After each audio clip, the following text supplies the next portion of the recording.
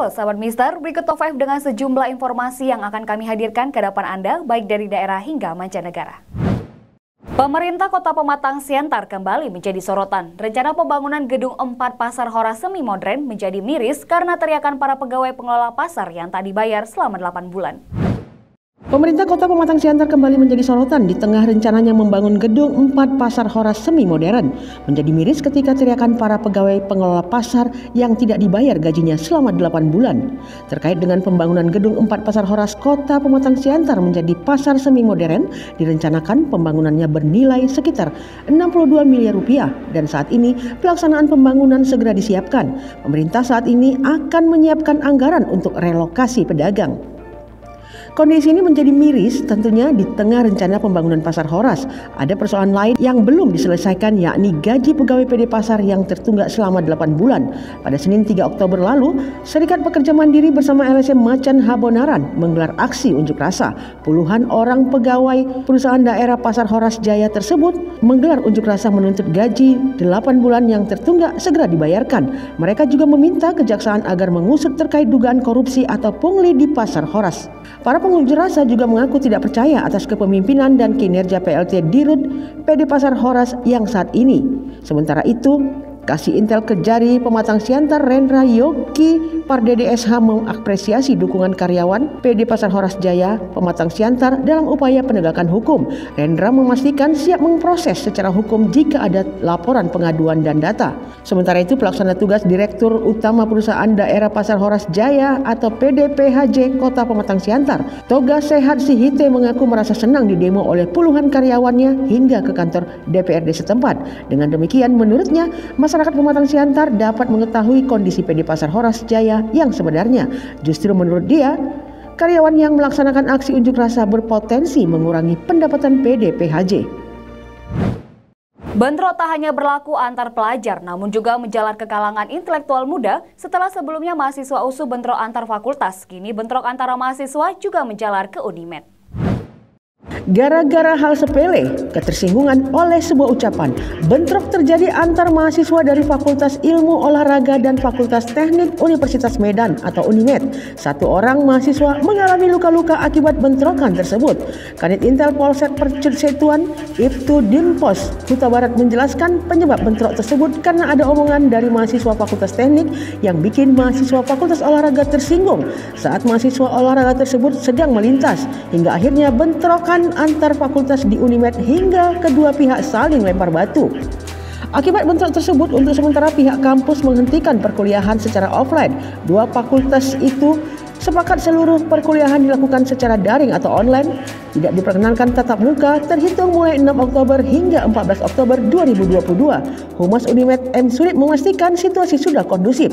Meski mahasiswa dianggap sebagai kaum intelektual muda, namun tampaknya tidak mampu menghindari bentrok fisik yang disebabkan ketersinggungan saat berbicara. Bentrok antar mahasiswa di Sumatera Utara sebelumnya juga terjadi antar mahasiswa USU Fakultas Teknik dengan Pertanian pada September lalu. Gempa bumi tektonik magnitudo 5,8 mengguncang Tapanuli Utara. Gempa ini mengakibatkan 872 rumah rusak dan 1 orang meninggal dunia. Sebanyak 1.000 lebih rumah di Kabupaten Tapanuli Utara, Sumatera Utara mengalami kerusakan dampak gempa bumi tektonik magnitudo 5,8 yang terjadi 1 Oktober dini hari. Sekretaris Daerah Kabupaten Tapanuli Utara Indra Sahad Hotuasi Maremare mengungkapkan 1.000 unit rumah warga mengalami kerusakan ringan dan parah akibat guncangan gempa bumi yang terjadi di wilayah itu. Berdasarkan laporan data kerusakan yang diterima, 1.000 lebih rumah penduduk rusak ringan dan berat, 60 unit rumah ibadah dan 22 ruas jalan. Selain itu, 8 unit jembatan, 17 fasilitas pendidikan, 2 unit fasilitas kesehatan, 26 unit kantor pemerintahan, 3 unit kantor swasta, 31 saluran irigasi, 9 unit tembok penahan tanah, 3 unit tiang PLN, 2 unit LPJU, dan 9 unit fasilitas air bersih juga mengalami kerusakan akibat gempa bumi tersebut. Kerusakan yang timbul akibat gempa bumi tersebar di 15 kecamatan Tapanuli Utara dan sangat membutuhkan langkah penanganan. Sementara itu, Bupati Tapanuli Utara Nixon Baban mengatakan pihaknya bersama TNI dan Polri mendirikan posko logistik bantuan korban gempa bumi untuk meringankan beban para korban yang sedang kesulitan akibat bencana alam gempa bumi yang melanda Tapanuli Utara. Bupati mengatakan bencana alam ini menjadi pelajaran bagaimana menghadapi bencana dan langkah apa yang harus dilakukan ke depannya. Indonesia mengukir bencana sepak bola dunia. Tragedi Kanjuruhan yang menewaskan 131 orang ini disebut sebagai tragedi terbesar kedua di dalam sejarah sepak bola. Hingga Indonesia terancam mendapat sanksi. Data korban tragedi Kanjuruhan yang disampaikan pihak kepolisian secara resmi berjumlah 131 jiwa yang meninggal dunia. Insiden di Stadion Kanjuruhan disebut sebagai yang terbesar kedua di dunia sepanjang sejarah sepak bola. Tragedi Kanjuruhan sendiri terjadi akibat sikap represif aparat saat memukul mundur supporter yang masuk ke lapangan usai laga Arema versus Persebaya. Puncaknya saat gas air mata ditembakkan ke berbagai penjuru stadion. Gas beracun itu membuat supporter ketar-ketir berebut keluar stadion dan akhirnya banyak yang tewas akibat berdesakan dan kehabisan napas. Tragedi Kanjuruhan yang memilukan itu membuat Indonesia disoroti dunia. Buntut insiden di Stadion Kanjuruhan, Kabupaten Malang, Jawa Timur membuat Kapolres Malang AKBP Ferdi Hidayat dicopot dari jabatannya. PSSI berharap Indonesia tak terkena dampaknya dengan mendapat sanksi dari FIFA sebab saat ini sepak bola Indonesia sedang menunjukkan perkembangan positif jika mengacu ke timnas Indonesia. Jumlah korban tragedi Kanjuruhan sendiri kini menjadi yang terbesar kedua dalam sejarah sepak bola dunia. Sebelumnya tragedi terbesar kedua dalam sepak bola dilaporkan terjadi pada 9 Mei 2001 di Stadion Accra Sport Kimba Road, Accra, Ghana.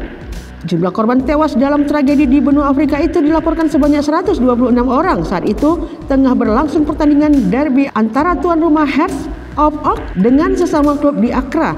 Jumlah korban tewas tragedi Kanjuruhan pada saat ini sudah melebihi tragedi yang memilukan di Ghana itu. Sementara itu, tragedi yang paling banyak memakan korban jiwa dalam sejarah sepak bola terjadi di Lima, Peru pada tahun 1964. Pada saat itu, 328 lebih nyawa supporter melayang. Penembakan massal terjadi di sebuah tempat penitipan anak prasekolah di Thailand. Insiden berdarah itu menewaskan 34 orang, 22 diantaranya adalah anak-anak. Sebuah kejadian mengenaskan terjadi di sebuah tempat penitipan anak Nong Bua Lampu, Thailand pada Kamis 6 Oktober 2022. Insiden berdarah yang disebut penembakan massal mengakibatkan 34 orang tewas dan 22 orang diantaranya anak-anak. Pelaku adalah seorang mantan petugas polisi yang juga turut menewaskan istri dan anaknya sebelum akhirnya menembakkan dirinya sendiri. Menurut kepolisian, pelaku diberhentikan dari dinas karena alasan terkait narkoba. Sekitar 30 anak berada di pusat penitipan anak ketika pria bersenjata itu datang pada sekitar jam makan siang. Pejabat daerah Jidapa Bonson mengatakan pria tersebut pertama-tama menembak 4 atau 5 staf termasuk seorang guru yang sedang hamil 8 bulan. Sejauh itu petugas masih melakukan pengejaran dan pendalaman motif penembakan yang dilakukan pelaku berusia 34 tahun itu. Kepemilikan senjata di Thailand relatif tinggi dibandingkan dengan negara-negara lain di Asia Tenggara, namun penembakan massal di negara itu jarang terjadi. Tetapi pada tahun 2020 sebuah penembakan terjadi di sebuah lokasi militer dekat sebuah pusat perbelanjaan. Kejadian itu menewaskan 29 orang. Kasus penembakan massal akhir-akhir ini begitu mengguncang dunia. Belum lama ini 25 Juli 2022 penembakan massal mengguncang Kanada yang menyebabkan sedikitnya 3 orang tewas dan 2 lainnya luka-luka yang terjadi di kota dekat Vancouver. Sebelumnya parade Hari Kemerdekaan Amerika Serikat 4 Juli 2022 yang terjadi di kota satelit Highland Park di Chicago juga terjadi pembantaian berdarah setelah seorang pemuda melancarkan tembakan dari atap bangunan dan menewaskan 6 orang dan melukai 36 lainnya. Selain itu pada 24 Mei 2022 tembakan massal juga terjadi di sebuah sekolah dasar di South Texas hingga menewaskan 14 murid dan 1 guru dan melukai beberapa lainnya. Dalam catatan penembakan massal sering terjadi di Amerika Serikat, ada penembakan massal yang terjadi di sekolah dasar Sandy Hook di Connecticut pada Desember 2012. Dalam tragedi itu, seorang pria membunuh 26 orang termasuk 20 anak berusia 5-10 tahun. Pada tahun 2018, penembakan juga terjadi di sekolah menengah atas Marjory Stoneman di Parkland, Florida hingga menewaskan 17 murid dan guru. Demikian Top 5. Untuk berita selengkapnya bisa Anda baca di Harian Mistar dan website Mistar ID. Saya Vanessa Marpaung, sampai jumpa.